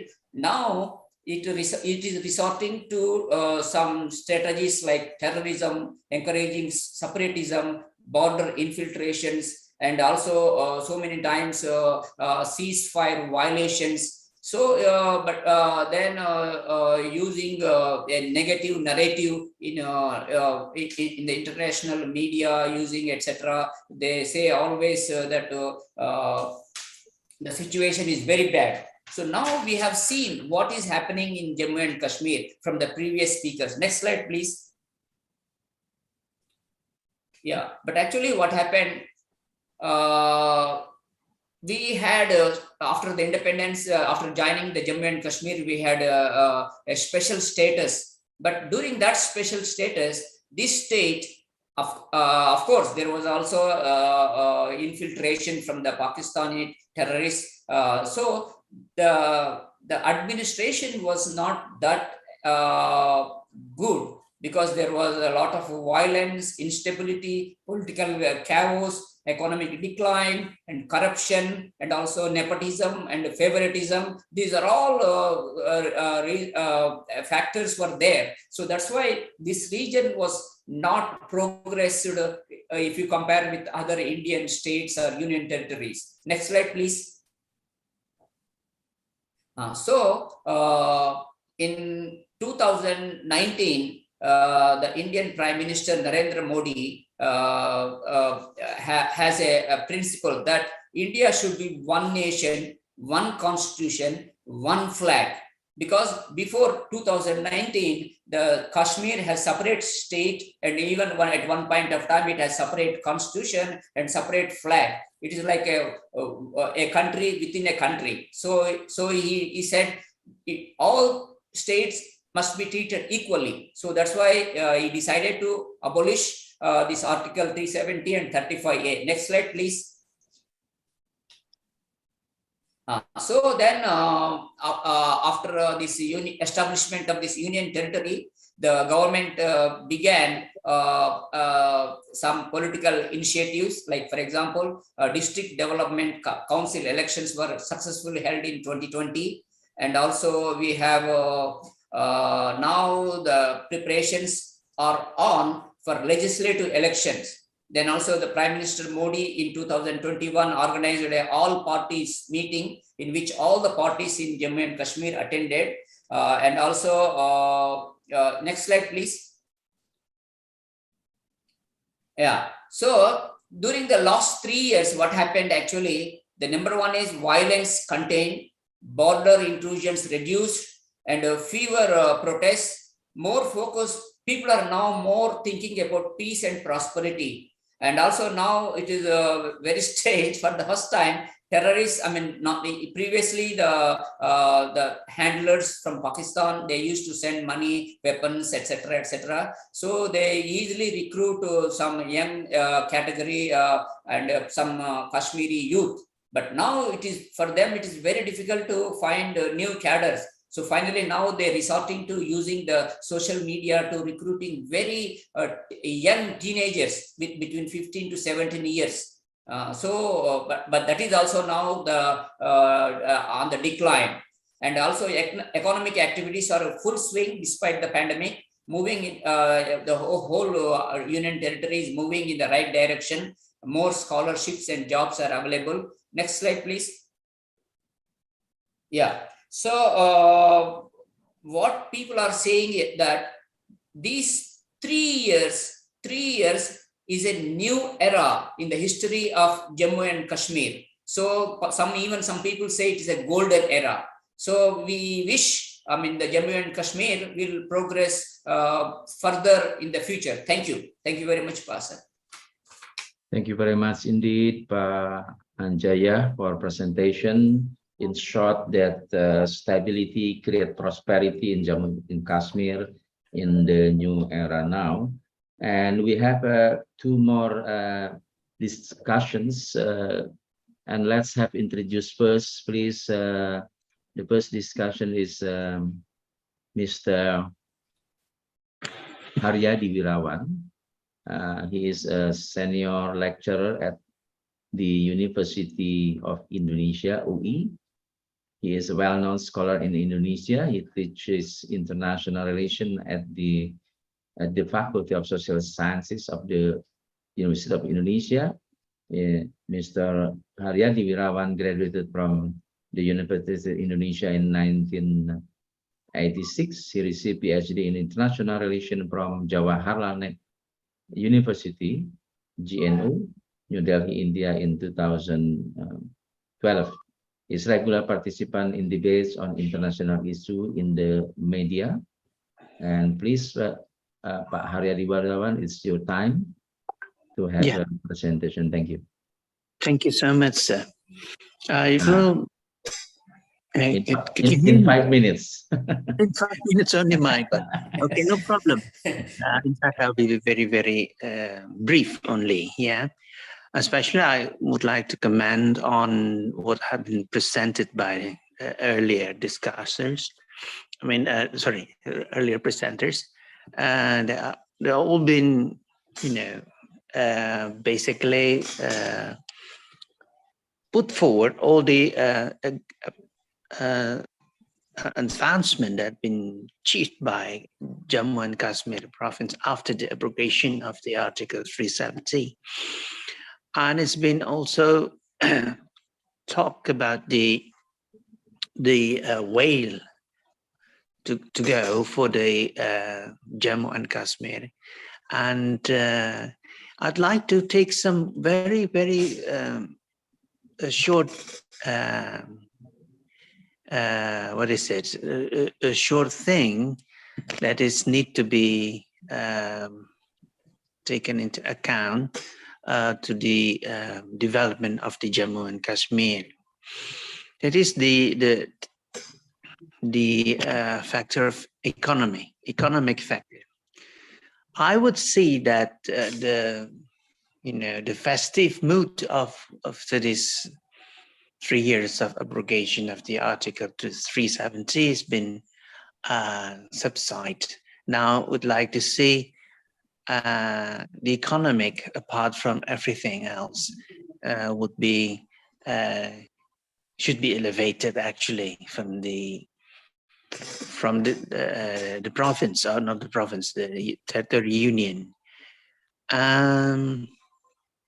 It's very famous even before the change of the status of the Jammu and Kashmir, that Jammu and Kashmir has lots of things that to be offered. That is, for instance, tourism, because of the beauty of the nature of the countryside, as well as the handicrafts, for instance. They need to go international. And I think we need to link up Jammu and Kashmir trading connectivity to the other world. It is to not only to let the people of the world see what the Jammu and Kashmir has to offer, but also to increase and uplift the prosperity of the Jammu and Kashmir people. There is a link up the J&K trading connectivity with, for instance, with Indonesia and the other states of ASEAN member, in order to lift up economic progress of the area through export and import mechanism. It is very essential because it is not important whether the history of a state in India is now celebrating the status. Important is the state is flourished with the economic as well as social development. What else, for instance, could be done for that economic thriving activities? For instance, Kashmir is very famous of the handicrafts, rugs and carpets, and it's been told by Mr. Utpal, the Pashmina shawl, for instance. The Indonesian need to also have, for instance, most of the praying mat, sujadah, for instance, are very beautifully done in this in Kashmir. That could be, for instance, exported, as well as fruits and other things that is very well known in Jammu and Kashmir. So that's the change that can be it can open up the isolation of the Jammu and Kashmir. Okay, we say hurrah for all these changes of the status, but what can be done? Yeah, because otherwise, apart from the feasting of tourist visits, for instance, but the limitations are still there. So we'd like to see more and more things can be done for Jammu and Kashmir, and maybe for also I don't know whether the border is still a line of control or already changed into the international border. But this is very important to bring again for the last part of the history that India and Pakistan start talks about the status of the border. And because Pakistan should realize and face the reality of the international situation now and see what they can do for the Azad Kashmir. Yeah. And but for instance, if security environment is permissible, because Jammu and Kashmir could be more open to the outside world, and then that it's become not only good for the people, but also good for the Indian government as well. That is my comment only of what I've been thinking about this case. Okay. Thank you. Thank you very much, Pak Haryadi Wirawan. Terima kasih. And let's have two second discussions from Ratnawati Kusumanjaya. Let's have a brief information about her. Ratna is Deputy Director at Center for Southeast Asian Studies, CSEAS Indonesia. Her academic journey at the State Islamic University, Jakarta, and University of Indonesia in International Affairs and Social Development. She did some training and joined many forums related to building leadership and analytical skills. And over 8 years experiences, Ratna joined CSEAS and worked as project manager in many development projects with international and multilateral organizations such as US Embassy, Japan Foundation, Japan Embassy, German Embassy, AIGHR, ILO, UN Women, AU, GIS, Danida, ASEAN Foundation, ASEAN Secretariat, and NORAD. Please, your time, 5 minutes, Ratna, for the comment. Yeah, thank you very much, Dr. Asep, for the introduction. We already heard the comprehensive thought from all the speakers, and now I would like to add a bit more about the development of Kashmiri women, especially their excel in education, business, and sports. So, all participants, good afternoon. As we know, Jammu and Kashmir is a paradise on earth, makes for a picturesque destination for tourists from all over the world. It's surrounded by the majestic Himalayas, irrigated by numerous perennial rivers. The unbound natural beauty is enthralling. So Jammu and Kashmir has witnessed decades of disturbance and terrorism due to cross-border terrorism. However, in the recent few years, the administration has managed to curb the insurgency and nudge the youth towards productive avenues like education and skill development. In Jammu and Kashmir, like Mr. Feramala said before, most of people majority are Muslim like in Indonesia. But there have been so many social barriers on women, especially because of its traditional society. But in the last 3 years, in August 5th, 2019, Indian Parliament abolished Jammu and Kashmir Special Statute, Article 370 and 35A of Constitution of India. The special status was based on agreement signed by Indian Prime Minister Jawaharlal Nehru and the leader of Jammu and Kashmir Freedom Movement, Sheikh Muhammad Abdullah. So it was a game changer for people in Jammu and Kashmir. Unrest and violence have come down drastically. Development activities have been on their full swing. Good governance improve the lives of Kashmiri people, and corruption and nepotism are on decline. So during the last 3 years, Kashmiri women are on the move. While breaking social barriers, Kashmiri women have been showing their talent and leadership in various sectors like education, business, sports, and handicrafts. More and more girls now going to schools, college, university, and the government also offering many scholarships to the women. As we know, the education is one of the core area of individual's life, and it is the passport to the future of a country. So it is a symbol of empowerment of women itself.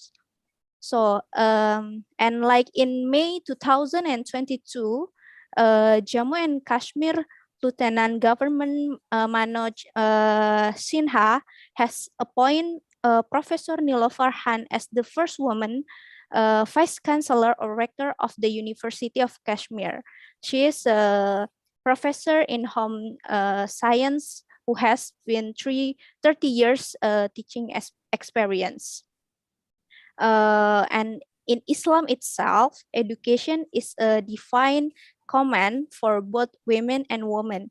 And in Holy Quran, Allah also orders both men and women to increase their knowledge and condemns those who are not learned. So in Jammu and Kashmir, now women excelling in science. Like for example, there is a Dr. Nashiman Ashraf. She is a senior scientist at Council of Scientific and Industrial Research in Indian Institute of Integrative Medicine in Srinagar. She selected for a prestigious Science and Engineering Research Board or SERPower Fellowship in Life Science. She also women from Kashmir who received the SERPower Fellowship in this year, 2022. So it is an initiative for empowering Indian women researchers in science, technology, and innovation.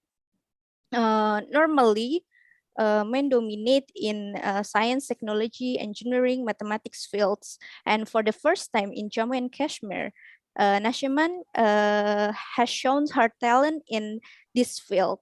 So, and she won the prestigious fellowship. Another example, Kashmiri woman, Nasira Akhtar. She is an innovator, received Nari Sakti Puraskar Award or Women's Power Award from Indian President Ramnath Kovind on March 8 in New Delhi. She is a single mother from Kanipura village of Kulgam in Jammu and Kashmir and worked on herb for 9 years from 1999 to 2008 and developed herb paste that covers polythene to ashes, thereby making polythene biodegradable. So it was a remarkable grassroots innovations in environmental conservation. And also another woman, she is Sandua Dar, a disabled social worker from Jammu and Kashmir, who also received the same award. So she is a disability rights activist who founded her own non-governmental organization named Jigar. So likewise, Kashmiri women have shown their talent in various business, and the local government has been providing finance and training to them. So also in sports, there are so many Kashmir women stars like Insha Bashir, Nadia Nihad, Arifa Bilal, a weightlifter, and many more. So hopefully now women in Jammu and Kashmir will shine in various sectors in the future also. There is an encouragement and support from the government, and the parents have also realized the importance of women's education. Maybe that's all from me, Pak. Thank you. Thank you very much, Mbak Ratnawati Kusumanjaya, for brief explanation and put the other side wide-ranging development of society, Jammu and Kashmir. And let's have a Q&A session. We have around 30 minutes basically, and then I would like to read the question, and then distinguished speakers could answer the question. The first question is from YouTube streaming. Thank you very much for Lieutenant General Atta Hasnain still with us. This is a question for you, I guess. This is from Tulus Yuniasi, student from University Budi Luhur. This is around Jakarta. Considering the recent violence, in your perspective, what should be the priorities of the government for peace and to improve the current development? And also, to what extent then society in Jammu and Kashmir can contribute to peace and development? Thank you very much, Pak. Thank you very much, and can I just have the second question also again, please? The question is considering, I think that this is the question, is considering the recent violence, in your perspective, what should be the priorities of the government for peace? And the second question is anything else? There's one more question. There is one more question in that. No. Okay, the second question, to what extent the societies in Jammu and Kashmir can contribute to peace and development? Right. Thank you for that question. Absolutely, you're right. A generic approach will not get you anything. You have to be very clear. The aim is to establish stability, to bring about stability and allow the government to continue the all-of-government approach to achieve what we are setting out to achieve. And while doing that, we have to sort of securitize ourselves to ensure that intervention and interference from outside agencies, those who do not want peace in Kashmir, is sort of warded off and kept away. That's the overall intent and aim. In the prioritization, I would still at this stage, that is 3 years after the decision, still continue to give priority to security. You see, otherwise, for upliftment of society and things like that, we must go into the security, into the social sector, financial sector, development sector. But all this cannot happen if your security is not guaranteed. Therefore, it is important to hold. You don't have to be so intensive in your deployment. Your deployment must be strong, but it must be dissuasive to prevent anyone attempting to get through and disturb that peace. I have one belief, and that is that the absence of violence is not peace. Remember that the absence of violence is not peace. Because remember that even if it may be showing to you that the situation is peaceful, underneath what is developing, you never know. There are all kinds of developments in this kind of a society, which for the last 30, 35 years has seen a lot of violence. My second priority would be the targeting, effective targeting and dismantlement of all the networks which enable terrorism to come back, right? My third priority would be definitely seeking to establish your narratives internationally and nationally. Whatever narratives you have to put out about the issue of Kashmir, for example, one of the major issues is that ever since 1972, it is the Shimla Agreement under which the government of India carries out its responsibilities to seeking peace in Kashmir. It is no longer the UN resolutions. Now, this narrative must be put out to the world for the world to understand. The UN's resolution is no longer binding on us, is no longer important for this. Pakistan and India have both signed on the dotted line in 1972 to abide by the Shimla Agreement. This is important.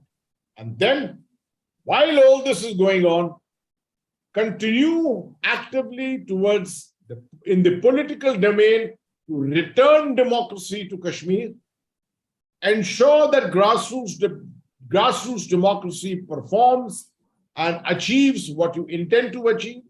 And then, of course, the social sector and the economic sector remains vibrant while you do all this.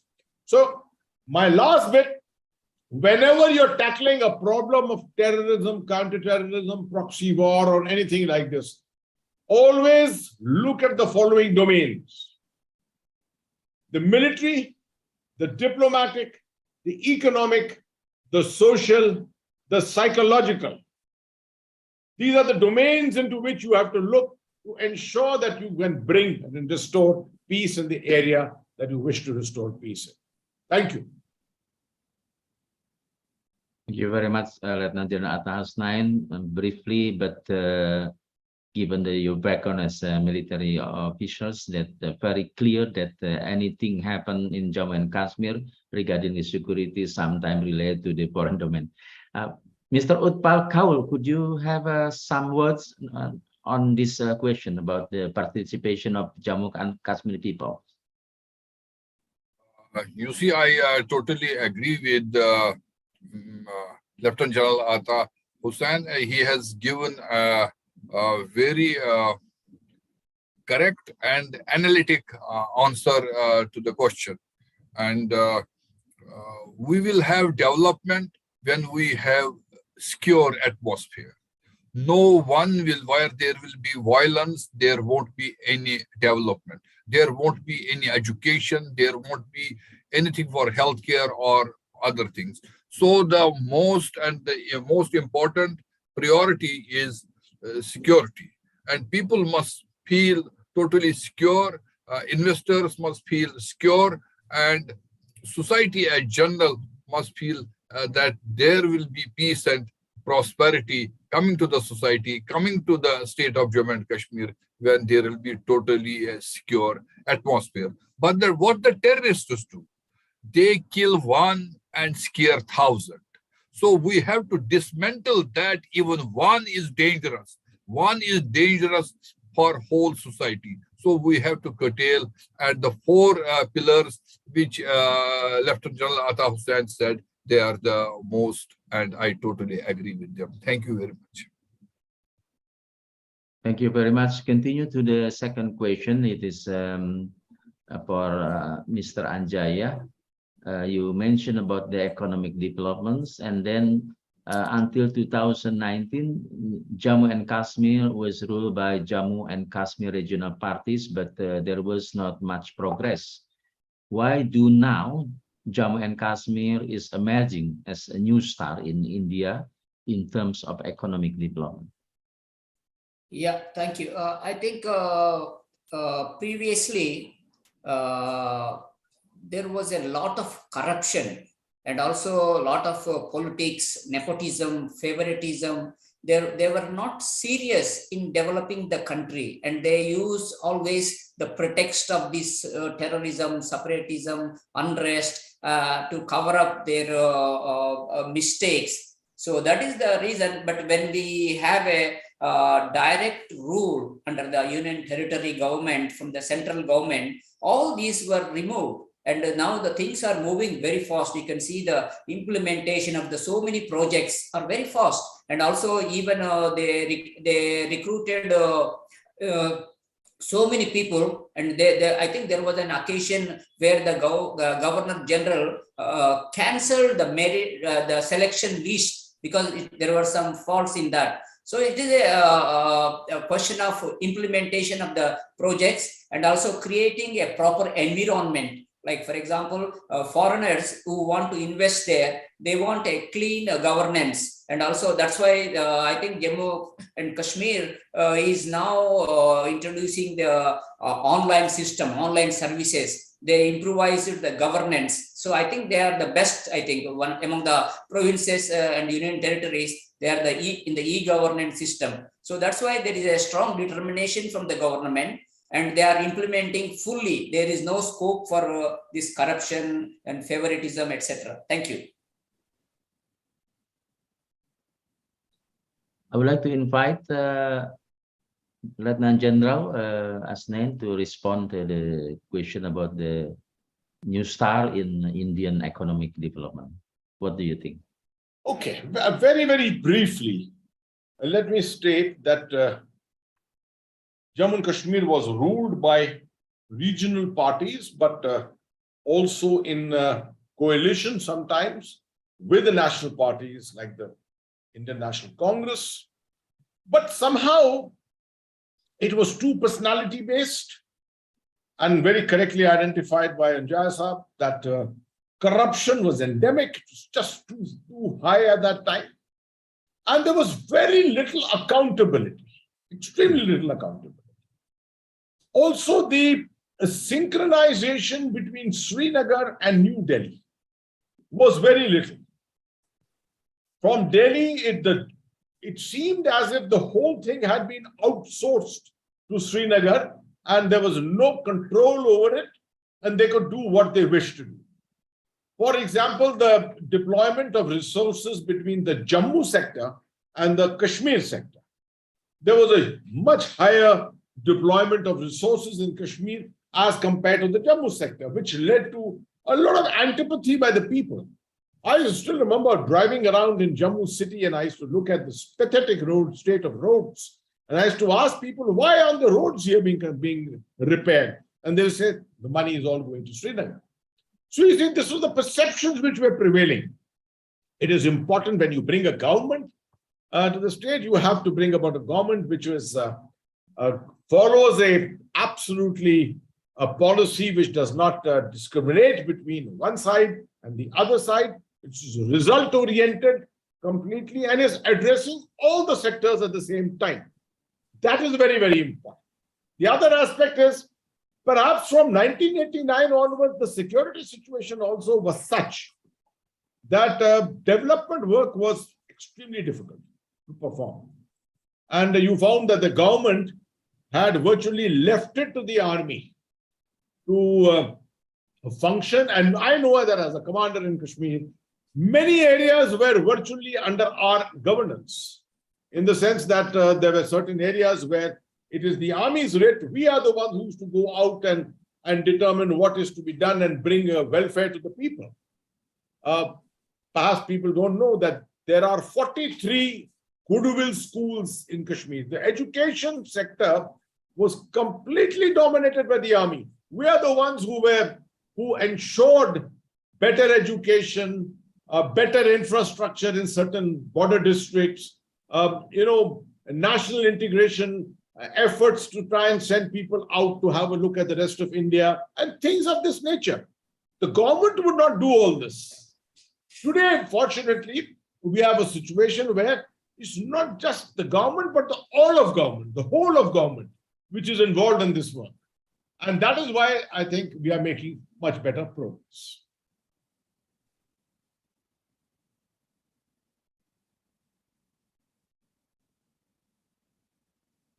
Again, Lieutenant General Atta Hasnain, and then for Mr. Utpal Kaul, there is a question about as Union Territory, Jammu and Kashmir has been doing much better since 2019, and then some peoples and political parties want Jammu and Kashmir must become a state.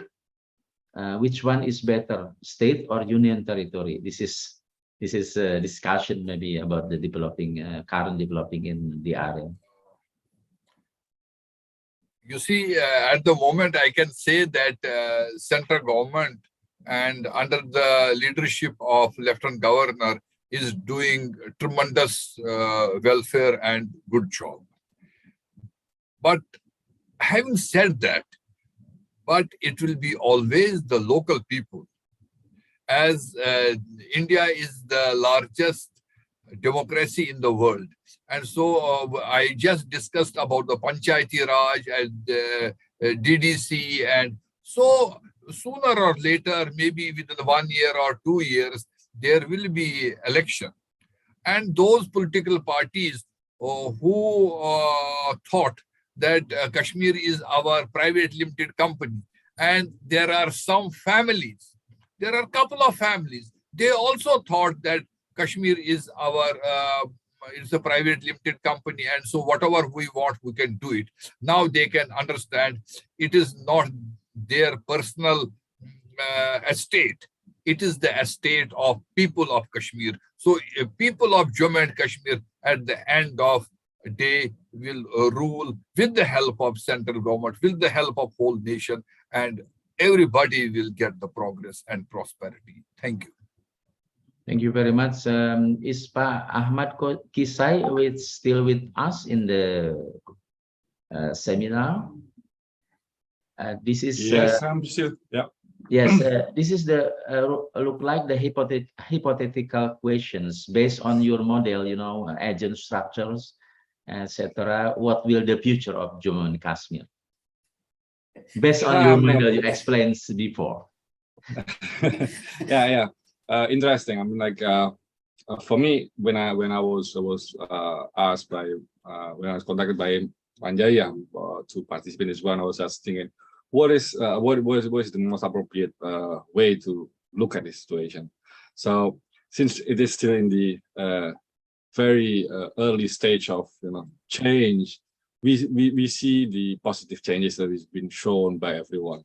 But I also as noted very clearly in my opening, in my presentation, providing an opportunity to non-Kashmiris to invest in the natural resources as what is going on right now, with an absence of strong governance, is also a situation that should be considered by everyone. Because as I also mentioned, the agents, structure features, institutions that applied in Jammu and Kashmir at the time, it impacted the situation, what is going on in the region. the new landscape provided an opportunity. I'll say it provided an opportunity because, yes, with the current status, just referring to the question of whether we should go as a union territory or a state, so a full state, then we should also reflect on the the nature of Indian state itself. This is a federal state actually, but it's also very unitary like kind of implementation. If Indian government look at Jammu and Kashmir strategic assets for the country, I think union territory perspective is a way of managing the region. But then if you look at the say from the perspective of democratic participation, then providing a full-fledged kind of state status to Jammu and Kashmir will be the best option, because from there you can create a accountability mechanism, a strong participation by the public, as already been stated earlier. The Panchayat already coming alive, for example. So with that, I can still see a positive or bright side of what is going on right now. But then with the fact that India is categorized as a flawed democracy, just like Indonesia, this is also another challenge. Maintaining and ensuring what is going on, what the positive starts is there in Jammu and Kashmir is, I think, very challenging. If and only if we don't provide accountability mechanism, if we don't provide the people of Jammu and Kashmir their rights as the owner of the lands, I mean, as the one that pay the tax, as taxpayers, if they are deprived from the authority to control, so we will not have any, participatory kind of situation, a more accountable mechanism. We can see development, but we will not be able to see, justice in that such situation. So that's, I think, my cautionary notes on that one. Thank you, Kang Asep. Terima kasih. Thank you, Pak Ahmad Kisai. This is the last session, and then I would like also have a comment of the prospect of Jammu and Kashmir given current situation. Mr. Akhil, are you with us or have a comment on that question? Okay, let's move to Lieutenant General Atta Hasnain as also closing statement for the prospect of Jammu and Kashmir. Thank you very much. Yes, definitely. I think this question which was asked at the end itself is a very good question to bring about a closing note to this excellent webinar. Whether Jammu and Kashmir should remain a union territory or whether it should be integrated as a state or converted to a full status of a state. I'm looking at it not just from a political angle or a governance angle. I'm looking at it from a conflict angle. You see, when you are in the stage of what I call conflict stabilization, this stage that we are moving through in Jammu and Kashmir at the moment is conflict stabilization. We started with initiation, we went to progression. It was an elongated phase of progression. Then we came to stabilization. Stabilization, we had a retrograde movement back to progression, come back to stabilization. Now we are approaching a stage which should be really called the conflict resolution stage. Now, in between the stabilization and progression stage is a very crucial period, so that you do not present yourself to your adversary in such a way where he can take action to bring about a reversal of the situation. So in this particular stage, I do think a direct oversight by the government of India is definitely an advantage. And therefore, if you are a union territory at this time with governance being clearly overseen by the government of India, keeping the interests of an area like Jammu and Kashmir equally on balance, this is the ideal kind of a situation. Eventually, we have to move to a status of a state, because Jammu and Kashmir deserves to be a state, right? But that status must come about when we are psychologically, socially, politically prepared for it.